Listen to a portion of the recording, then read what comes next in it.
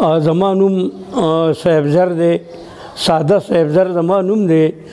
او قلمي نوم مې صاحبزر کولیاړوال دی. کولیاړی زموږ کلی دی او په دې وجه ما د خپل نوم سره د کولیاړی د تخلص په ذریعه باندې استعمال کړی ده او زما په هر شعر کې زیات نه زیات کولیاړی راځي. عمر خو به زما خپل علم دا دی چې لیکل خو موږ نه دي کړي ځکه چې زموږ مشرانو په وخت کې اسکول او دا خبرې وي نو لیکلې تاریخ نشته، خو اندازه زما داسې ده چې زه کراچۍ ته په ړومبي ځل تللی وم نو زما عمر 13 کاله او هغه کال چې ونه هغه 65 مور زما وي چې ستا 13 کاله عمر دی. په 65 کې زه کراچۍ ته تللی وم نو لکه په 65 پورې زه په د 13 کالو وم نو اوس یې تاسو حساب وکړئ چې اوس د څومره کلونه جوړېږي دومره زما عمر شو. سبق ما د جومات سبق ویلی دی، دیني سبق مې ویلی دی او زموږ په دور کې دلته اسکول نه و نو د اسکول سبق ما نه دی ویلی او زموږ په دې علاقه کې د والي صاحب دور و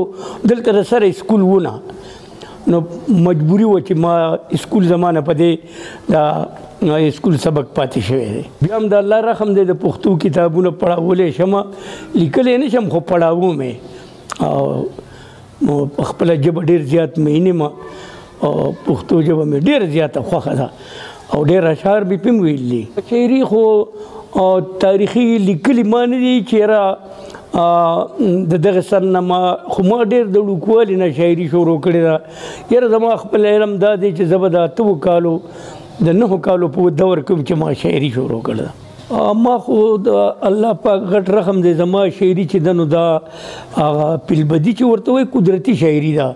نو زما نه په دې سمپونو کې داسې یو سمپ نه دی پاتې شوی چې ما پې شاعري نه ده کړې او خوښه مې په هر سمپ کې چې صحیح شاعري نو هغه که د هر چا هغه مې هم خوښوي او خپله مې هم خوښوي. چاربیتې خو موږ چې اول شاعري شروع کوله نو هغه دور د چاربیتې و، هغه دور کې د ریډیو لا هم نه او ټي وي هم نه و، هغې وخت کې ریکارډي باجې وې او په دې بازار کې دیوانه بابا کې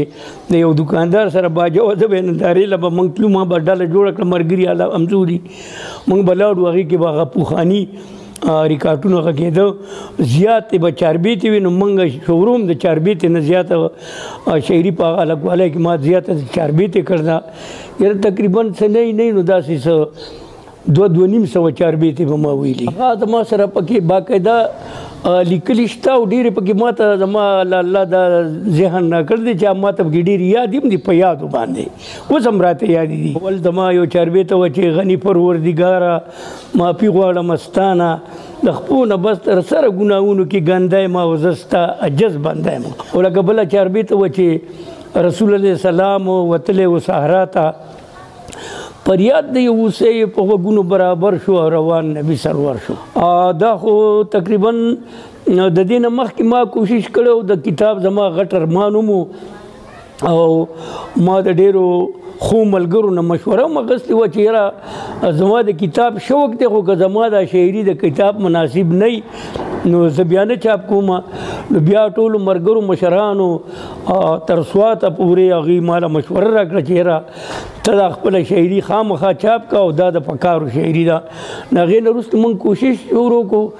بیا زما یو کتاب ورک شو، راښکړی کتاب په منګوره کې په سوات کې ورک شو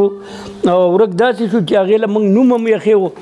او 2 کاله په دې پیر بابا کې یو کاتب و هغه سره به موږ تلو راتلو ډېره خواري هم کړې وه او دا کتاب نوم هم ستا یادونه. زما سره خو مواد د الله پاک رحم دی لکه ډېر زیات دي که نه. دا ما چې کوم کتاب چاپ کړی دی یا اوس موجوده کوم شاعران چې کتابونه چاپ کوي نو زما خپل یقین دا دی چې دې کې زه ټوله شاعري خپله چاپ کوم د چاربیت او لوبه او کیسه او وغیره وغیره د غزل او نظمونه نو زما په خیال چې نه نو 15-14 کتابه به ترې جوړېږي. د اباسین صاحب نه مې دا اورېدي چې پروس کال هغه په ټي وي ویلو چې یاره نن سبا په ټوله صوبه کې دغه یو صاحبزر شاعر د چاربیتې پاتې دی، نور ټول مړه دي.